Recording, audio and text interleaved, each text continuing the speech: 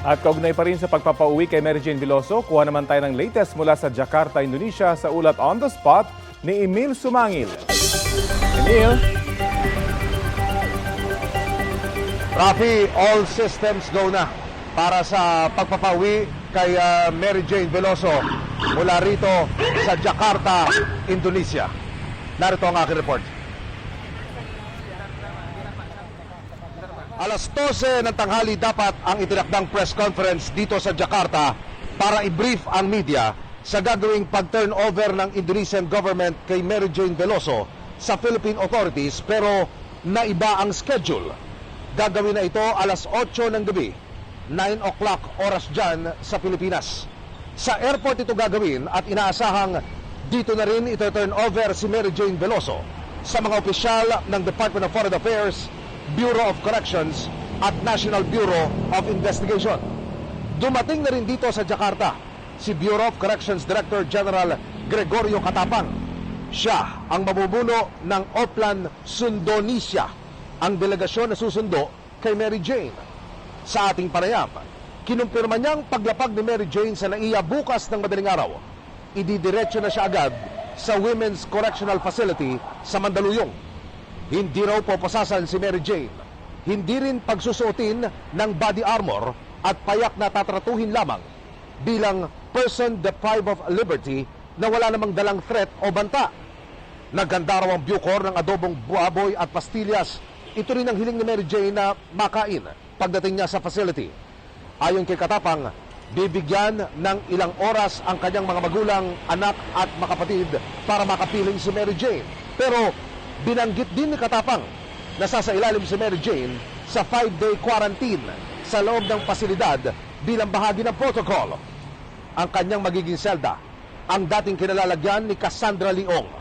Mananatili muna siya ng kulang 2 buwan sa Reception and Diagnostic Center para sa orientation, diagnostic evaluation at initial security classification.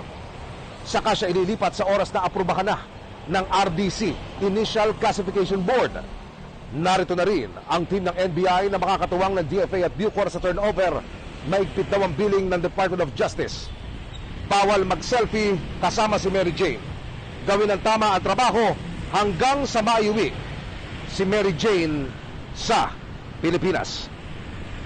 Samantala, alas 12 ng tanghali dito sa Jakarta, Indonesia, Rafi, Connie, isang pagpupulong ang dadaluhan ng mga taga-DFA, mga taga-Bucor at National Bureau of Investigation dito mismo sa Embahada ng Pilipinas sa Jakarta, kasama ang mga opisyal ng Indonesian government para maplansya pa rin yung gagawing turnover na inaasahan mangyayari mamayang gabi. Rafi, Connie. Emilian ba ang dahilan kung bakit kailangan kanselahin yung nakatakdasan ng press conference na inaabangan ng marami tungkol sa pag-uwi nitong si Mary Jane Veloso? Ayon kay Director General Greg Katapang, ang lumalabas na dahilan kaya ni-recept itong press conference na sa halip ay alas 12, ginawang alas 8 dahil napagkasundaan na rin ng magkabilang panig na doon na gawin ang turnover at idiretso na si Mary Jane sa eroplano. Pagkatapos, kasi kung dito pa, Rafi, sa Philippine Embassy gagawin yung press conference at yung posibleng turnover, bukod sa masyado pang maaga doon sa itinakdang oras ng flight, medyo malayo itong kinalalagyan namin. Itong hotel kung saan tayo nakabilat ngayon, nasa halos harapan ko lamang ang Embahada ng Pilipinas. At ang biyahe, yung oras ng biyahe mula rito patungo dyan sa Sukarno-Hatta International Airport, kung saan kami lumapag kagabi, umigit kumulang 1 oras. So para maging planchado na rin yung lahat, pati na yung magiging biyahe, hindi na maging problema. Kaya nagpasya na magkabilang panig na doon na sa airport gawin yung turnover, Rafi. Pribadong eroplano ba ang gagamitin, Emil, o commercial flight? At kumusta ba yung reception? Gaano ba kalaki yung istorya nitong si Mary Jane Veloso dyan mismo sa Indonesia?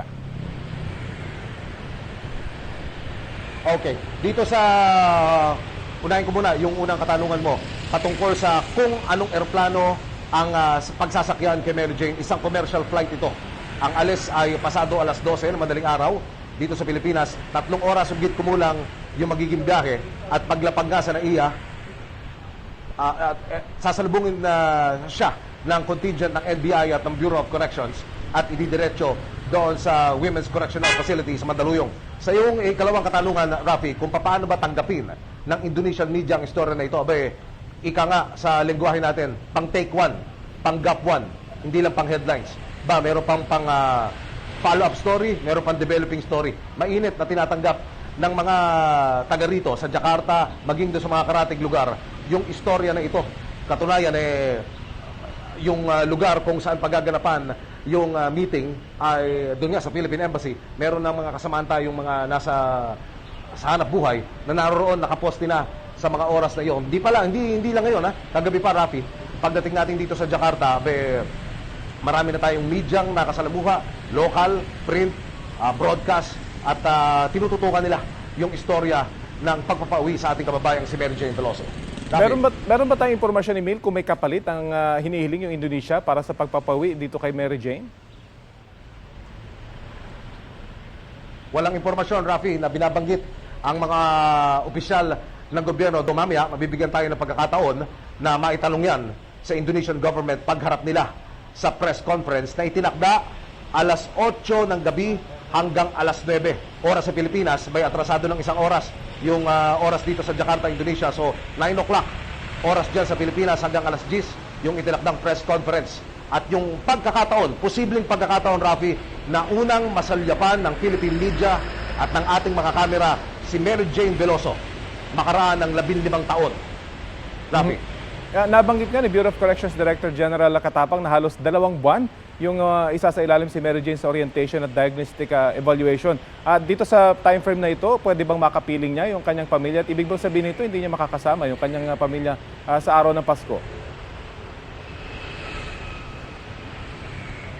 Araw ng Pasko, Rafi, definitely, sinabi ni Director General Katapang, whole day. Though hindi binanggit kung ilang oras, pero whole day, binigyan nila ng pagkakataon ang magulang ni Mary Jane, ang kanyang ama't ina, ang kanyang mga kapatid, maging ang kanyang mga anak, na makapiling si Mary Jane sa loob mismo ng correctional facility.